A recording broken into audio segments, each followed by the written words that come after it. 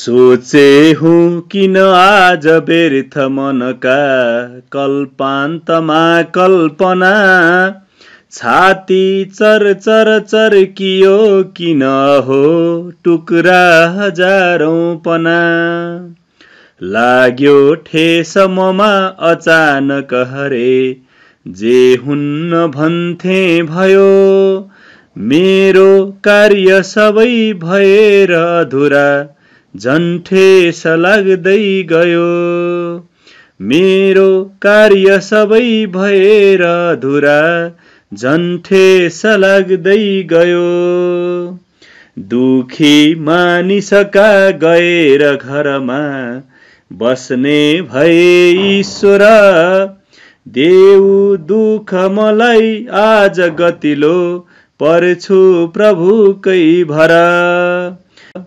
छाँगोबाट खसे सरी हुन पुगे खै के भयो कर्मै खोटिरहेछ कि किन हरे झन् ठेस लाग्दै गयो कर्मै खोटिरहेछ कि किन हरे झन् ठेस लाग्दै गयो। नमस्कार जोजोलोपा आदरणीय अभिभावकज्यूहरू, मेरा प्यारा विद्यार्थी भाइ बहिनीहरू, कीर्तिपुर नगरपालिकाद्वारा सञ्चालित नेवा एफएम 106.6 मेगाहर्जबाट प्रसारण हुने रेडियो शिक्षा कार्यक्रममा कीर्तिपुर नगरपालिका वडा नम्बर 4 स्थित सशस्त्र प्रहरी बल कल्याणकारी सेवाबाट सञ्चालित नेपाल एपीएफ स्कुलबाट म नेपाली विषय शिक्षक केदार प्रसाद भण्डारी यहाँहरू सबैमा हार्दिक नमन तथा अभिवादन गर्दछु।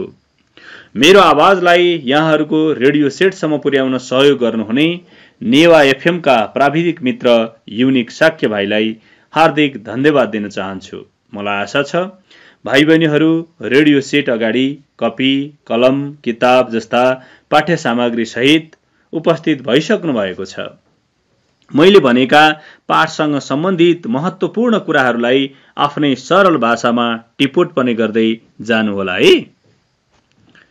म आदरणीय अभिभावकज्यूहरूलाई आफ्ना अन्य व्यस्ततालाई केही समय थाती राखी आफ्ना नानी बाबुहरूको सिकाइ सहजीकरणमा सहयोग गरिदिनु हुन अनुरोध गर्दछु। भाइ बहिनीहरू, हामी सबैलाई थाहा छ कोरोना भाइरस कोभिड-19 को महामारीको चपेटामा विश्व नै आक्रान्त बनेको छ। हाम्रो देश पनि यो चपेटाबाट अछुतो भएको छैन। लकडाउन केही खुले पनि डर त्रास भने झन फैलिँदै गएको छ। भाइ बहिनीहरूको शैक्षिक सिकाइ क्रियाकलाप पनि बन्दकै अवस्थामा छ।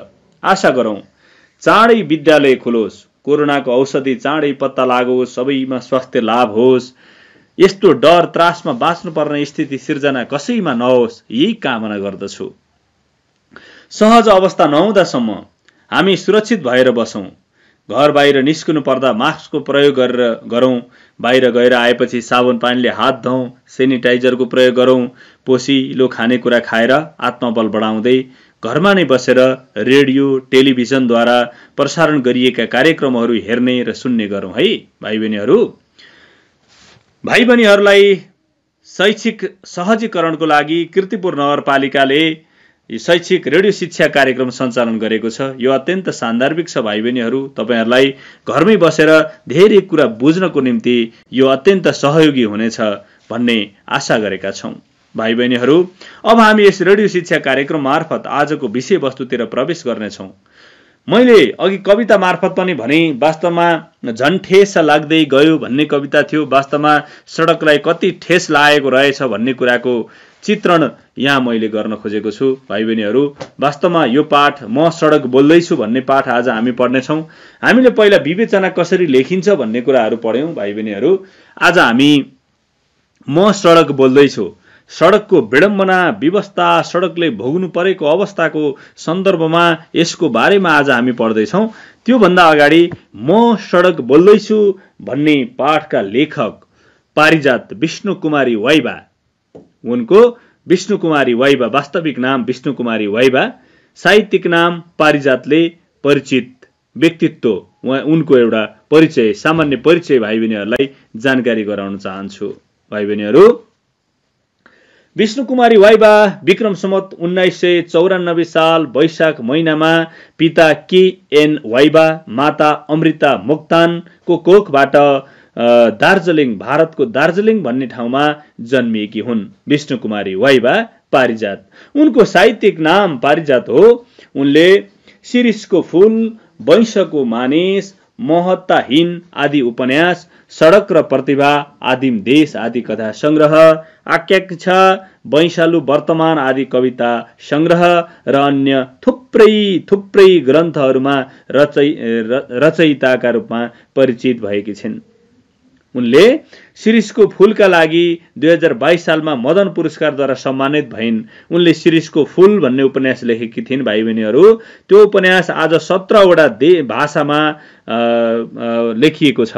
उनले पारिजात विष्णुकुमारी वाइबाले लेखेको शिरीषको फूल 17वटा भाषामा प्रकाशित भएको छ। त्यो उपन्यास 2022 सालमा मदन पुरस्कारद्वारा सम्मानित भएको थियो। गङ्की वसुन्धरा पुरस्कार, सर्वश्रेष्ठ पाण्डुलिपि पुरस्कार, नेपाल प्रज्ञा प्रतिष्ठानद्वारा विद्युत वृत्ति पुरस्कारद्वारा सम्मानित भएकी पारिजात विष्णुकुमारी वाइबा, उनले विसङ्गतिवादी, अस्तित्ववाद, शून्यवाद, प्रकृतिवाद जस्ता आधुनिक वादहरूको प्रभावबाट साहित्य रचना गर्ने शीर्ष नारी प्रतिभाका रूपमा परिचित भएकी छिन्। पारिजात साहित्यले समाज सुधार गर्न सक्नुपर्छ भन्ने भाव व्यक्त गर्ने लेखिका, शारीरिक रूपमा अशक्त भएर पनि मानसिक प्रतिभाले सम्पन्न सङ्घर्षशील नारी व्यक्तित्व हुन्, उदाहरणीय व्यक्तित्व हुन्। तर कालसँग कसैको केही लाग्दैन भाइ बहिनीहरू। आयो टप्प टिप्यो लग्यो मिति पुग्यो टारेर टर्दैन त्यो।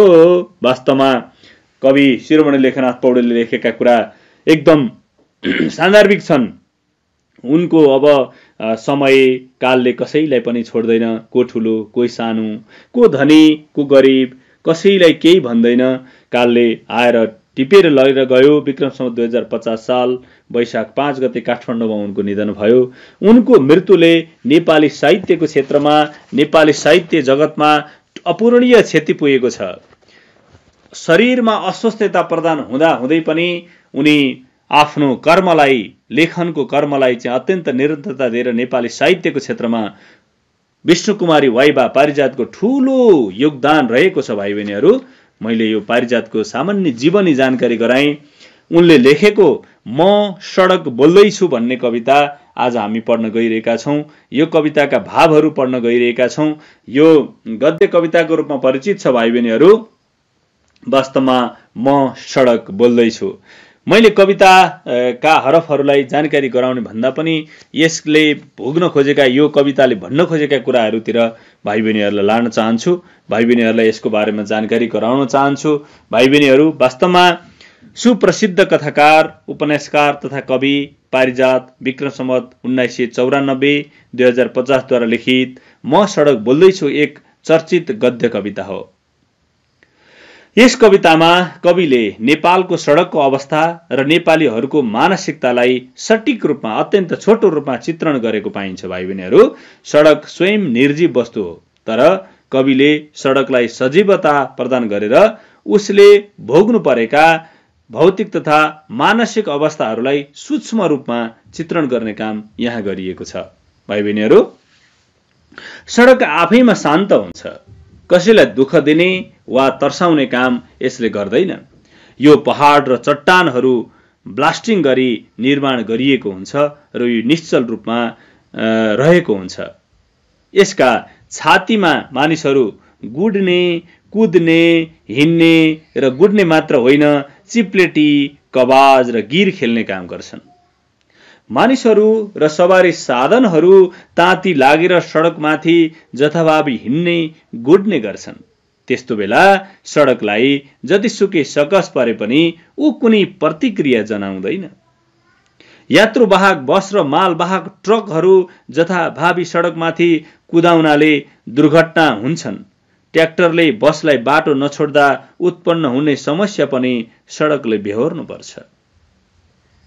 जोगीमारा, नागढुङ्गा, कुर्लिन घाट जस्ता अनेक प्रकृतिका बाटाहरूका साथै यस अन्तर्गत पर्ने ओडारे भिर, लाङ्रे भिर, बाँदरे भिर आदि धेरै धेरै भिरहरू यसमा पर्दछन्। यस्ता कयौं अनेकन्टार भिरहरूबाट सवारी साधनहरू खस्छन् र अकालमा मानिसले त्रासद मृत्यु बेहोर्नुपर्छ। वास्तवमा यसको दोष पनि सडकलाई नै लाउँछन्। सडकको के दोष थियो र? सडकलाई जीवनमा अनेक समस्याहरू आइलाग्छन्। कहिले सडक पानीले डुब्छ भने कहिले त्यसलाई पहिरोले पुरिदिने काम गर्छ।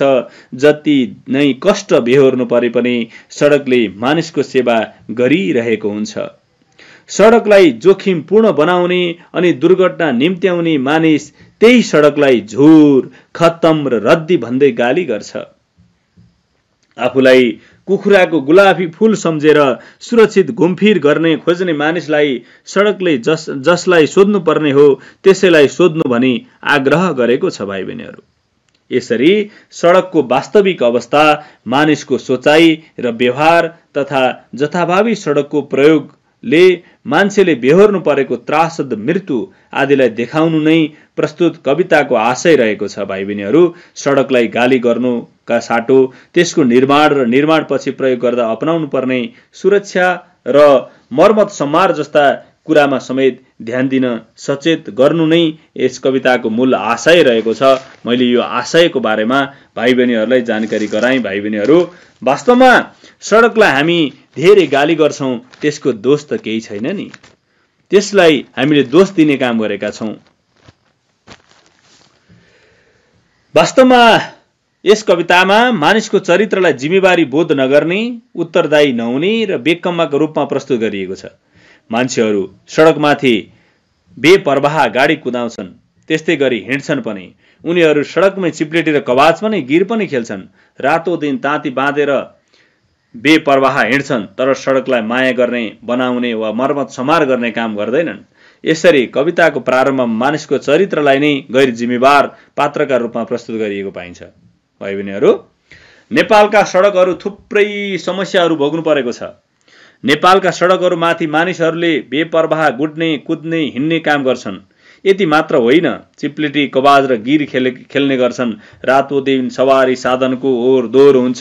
साङ्गुरो बाटो भएकाले यात्रुवाहक बस र मालवाहक ट्रक एक आपसमा जुझ्ने गर्छन्। त्यसको दोष पनि सडकलाई दिन्छन्। हेरै कति विडम्बना छ। बाटामा धेरै धेरै धेरै अप्ठ्यारा भिरहरू छन्। त्यो भिरमा पनि सडकहरू कुदेका हुन्छन्। त्यही भिरबाट खसेर धेरै मान्छेहरूको अकालमा मृत्यु भएको हुन्छ, तर दोष सडकलाई दिन्छन्।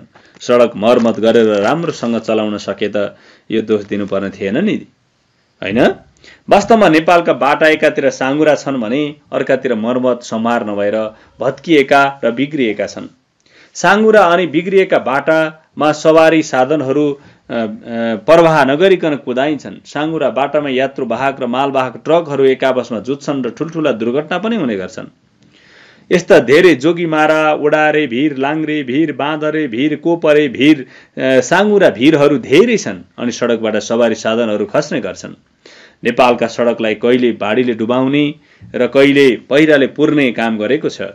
तर यी सडकले यस्ता धेरै समस्याहरू भोग्नु परेको छ भन्ने कविको आशय रहेको छ। सडकले आफू धेरै कुरामा जिम्मेवार छैन भनेको छ।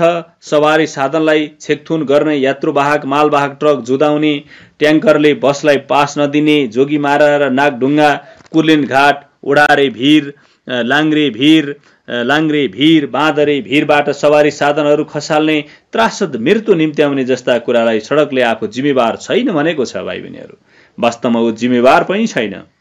सुरक्षित यात्राका लागि मानिसले धेरै कुरामा ध्यान पुर्याउनु पर्छ। सर्वप्रथम सडकलाई आफ्नै सम्पत्ति ठानी माया गर्नुपर्छ। यसलाई जथाभावी प्रयोग गर्नुहुन्न। यसको मर्मत सम्हार सधैँ ध्यान दिनुपर्छ। यात्रा गर्दा आफू कहिले हतार गर्नुहुन्न। सवारी साधन चलाउँदा सडक र भूगोलको अवस्था हेरी चलाउनुपर्छ। सवारी चालकले गाडी चलाउँदा प्रतिस्पर्धाको भावना लिनुहुन्न। त्यस्तै सडक यात्रु अरू सवारी चालकको अवस्था र सडकको अवस्थालाई समेत बुझी सवारी साधन चलाउनुपर्छ।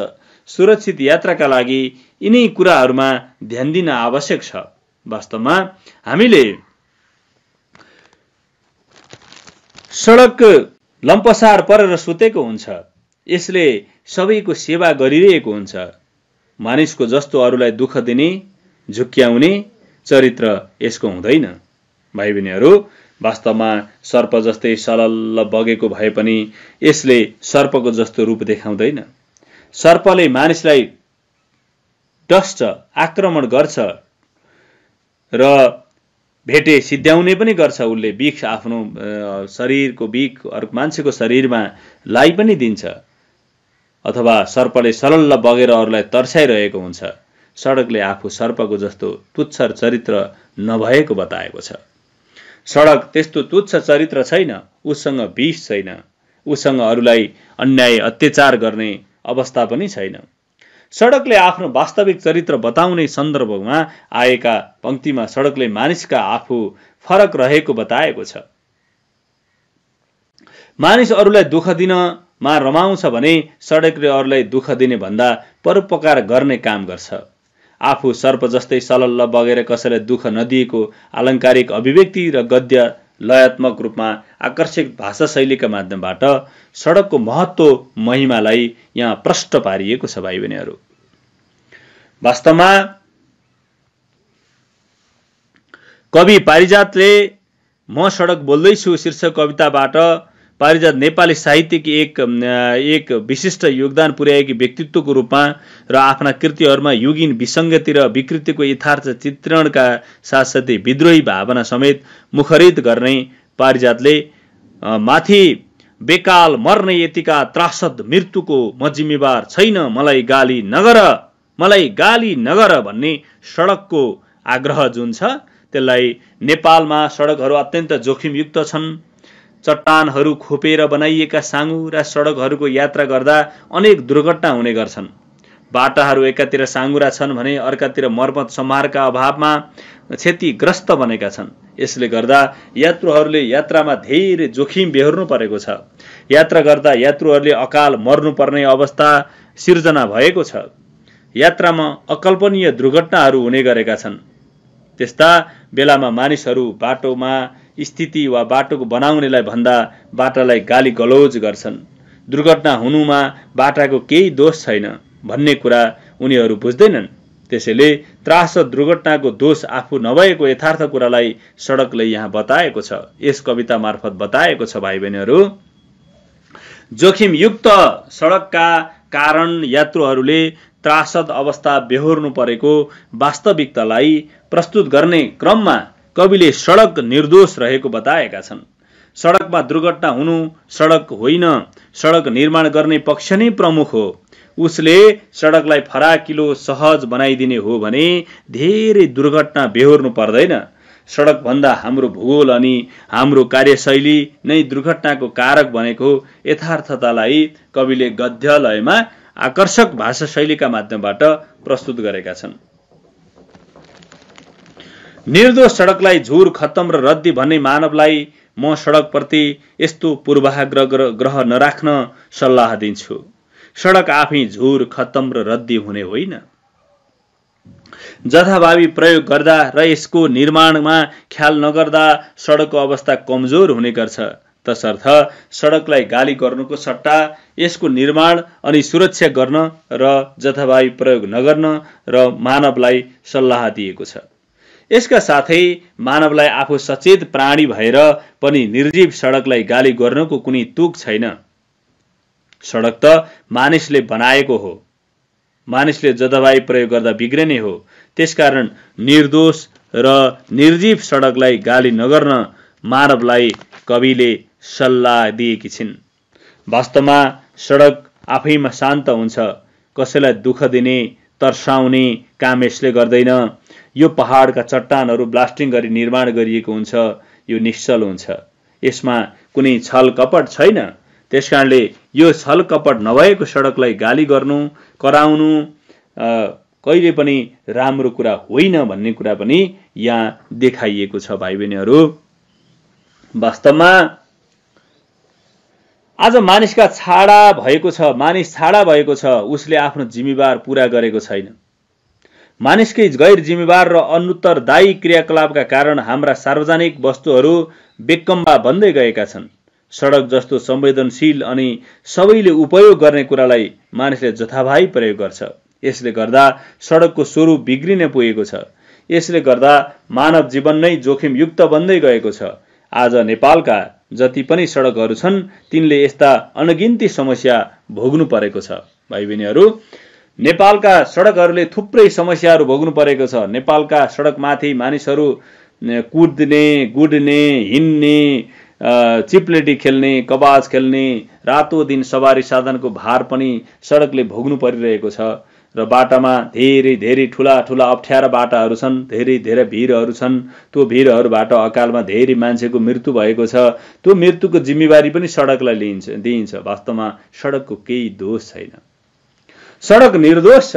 सडकलाई दोष दिनु कदापि हुँदैन। सडकले धेरै समस्याहरू बेहोरेर भए पनि मान्छेसँग, मानवसँग कहिले पनि उसले दुःख मनाउ गरेको छैन। ऊ कहिले पनि दुखित भएको महसुस गरेको छैन। वास्तवमा सडक निर्जीव वस्तु भए पनि मानव जीवनसँग तुलनीय हुन सक्छ। जसरी सडकले अस्तित्व रक्षाका लागि अनेक कठिनाई र सङ्घर्षहरू गर्नुपर्छ, त्यसैगरी मानव जीवनमा पनि आफ्नो अस्तित्व रक्षाका लागि अनेकौं कठिनाई र सङ्घर्षहरूको सामना गर्नुपर्छ। जीवनमा सधैँ बसन्तको बहार मात्रै आउँदैन, शिशिरको तुषारे स्थिति पनि सामना गर्नुपर्छ। त्यसैगरी अनेक समस्याले पीडित बन्ने मानिसले पनि आइपर्ने समस्याहरू ल्याउँछन् र ती समस्याहरूलाई पन्साउँदै अघि बढ्नुपर्ने बाध्यता रहेको हुन्छ। सडकको अस्तित्व निमिट्यान्न पार्न जतिसुकै ठुल्ठुला चुनौतीहरू आइपरे पनि त्यसको अस्तित्व समाप्त भएर जाँदैन। त्यस्तै मानव जीवनलाई अनेकौं चुनौतीले घेरे पनि त्यस्तो अस्तित्व जीवितै रहेको हुन्छ। यसैगरी सडकले आफ्नो अस्तित्व निरन्तर रहने अपेक्षा गरेको छ र उसले जतिसुकै कठिनाई र सङ्घर्ष भोग्नु परे पनि निमिट्यान्न हुन्न नसक्ने कुरा प्रस्तुत गरेको छ। त्यसैगरी मानव अस्तित्व समाप्त गर्न ठुला चुनौतीहरू पार गर्नुपर्ने पनि मानव जातिको अस्तित्व समाप्त हुन नसक्ने कुरा सडकले जीवन गतिसँग मानव जीवनलाई तुलना गर्न सकिन्छ। सडक दिनहुँ अनेक कठिनाई भोग्नु परेको, सङ्घर्ष गर्नु परेको देख्न सकिन्छ। त्यस्तै मानव जीवनमा पनि कठिनाई भोग्नु पर्ने र आफ्नो अस्तित्व बचाउन सङ्घर्ष गर्नुपर्ने कुरा ध्रुव सत्य बन्न पुगेको छ। तसर्थ सडक भएर सडकले भोग्नुपर्ने कठिनाई र सङ्घर्षलाई मानव जीवनसँग सजिलै तुलना गर्न सकिन्छ। मानव जीवनमा पनि धेरै ठुला अप्ठ्याराहरू, ठुला चुनौतीहरू आउन सक्छन्। कहिले दुःख, कहिले सुख, यो मानव जीवनको एउटा परिणति हो। र वास्तविक अवस्था मानिसको सोचाइ र व्यवहार तथा जथाभावी सडकले प्रयोग गर्ने मान्छेले बेहोर्नु परेको त्रासद, मृत्यु आदि देखाउनु नै प्रस्तुत कविताको आशय रहेको छ। भाइ बहिनीहरू, वास्तवमा सडकलाई गाली गर्नुको साटो त्यसको निर्माण पछि प्रयोग गर्दा अपनाउनु पर्ने सुरक्षा र मर्मत सम्हार जस्ता कुरामा समेत ध्यान दिन सचेत गर्नु नै यस कविताको मूल आशय रहेको छ। र मानव जीवनले भोग्नु परेका समस्याहरू जसरी सडकले समस्याहरू भोगेको छ त्यस्तै समस्याहरू मानव जीवनमा पनि छ। तर समस्याहरू जहाँ आउँछन् त्यसलाई त्यही अनुसारले समाधान गर्दै जानुपर्दछ। जहाँ समस्या त्यहाँ समाधान, जहाँ इच्छा त्यहाँ उपाय। भाइ बहिनीहरू, वास्तवमा हामीले म सडक बोल्दैछु भन्ने कविता, गद्य कविताबाट के शिक्षा प्राप्त गर्न सक्छौँ भने सडकले जति खालका अप्ठ्याराहरू भोगेको छ मानवलाई पनि त्यस्ता धेरै अप्ठ्याराहरू आइपर्छन्। तर मानवले कहिले पनि पछाडि हट्नु हुँदैन। अप्ठ्यारालाई सामना गर्दै अगाडि बढ्नुपर्छ। अप्ठ्यारोको सामना गर्नु नै मान्छेको मूल धर्म हो, मूल कर्म हो भन्ने कुरालाई देखाउन खोजिएको छ। भाइ बहिनीहरू, वास्तवमा हामी कहिले पनि दुःखमा आतिनु हुँदैन, सुखमा मातिनु हुँदैन। धेरै किसिमका दुःखहरू आइपर्न सक्छन्, धेरै किसिमका अप्ठ्याराहरू आइपर्न सक्छन्। मानव नयाँ जीवन सञ्चार गर्छ। यसरी मानवले धेरै कुराहरू, समस्याहरूसँग जुझ्नुपर्छ, समस्याहरूसँग डट्नुपर्छ, समस्याहरूसँग भागेर हिँड्नु हुँदैन। यो मानवको कुनै लक्षण होइन। मानव सङ्घर्षशील यात्रामा अगाडि बढ्दै र जसरी सडकका जीवनमा सडकलाई परेका समस्याहरू छन् त्यस्तै समस्याहरू मानव जीवनमा पनि आइपर्छन् भन्ने कविको आशय रहेको छ। यो आशयलाई यहाँ देखाउन खोजिएको छ। वास्तवमा हामी कहिल्यै पनि कुनै अवस्थामा पनि सडकसँग डर त्रासमय अवस्थामा चाहिँ अगाडि बढ्नु हुँदैन, डर त्रासको स्थिति सिर्जना हुनु हुँदैन भन्ने कुरालाई यहाँ देखाइएको छ। वास्तवमा सडक हामी सबैको साझा हो। सडकलाई हामीले सम्मान गरौँ, मानव जीवनलाई पनि राम्रो बनाऊ भन्ने कामना गर्दै आजको यही पाठ यही अन्त्य गर्न चाहन्छु। भाइ बहिनीहरू, हामी फेरि अर्को हप्ता यो अर्को पाठ लिएर उपस्थित हुनेछौँ। आजलाई समय सकिएको जानकारी प्राप्त भएको हुँदा आजलाई यो पाठ यही अन्त्य गर्न चाहन्छु। फेरि अर्को पाठ लिएर अर्को दिन आउने नै छु भन्ने वाचा गर्दै यहाँहरूको जीवन यहाँहरूको दिन सुखमय रहोस् भन्ने कामना गर्दै आजको पाठ यही समाप्त गर्न चाहन्छु। यहाँहरूको दिन सुखमय बनोस्, यहाँहरूलाई सदा सर्वदा सुख शान्ति समृद्धि प्रदान रहोस् भन्ने कामना गर्दै आज यही बिदा हुन्छु। हवस् त, धन्यवाद, नमस्कार, जय होस्, मङ्गल होस्।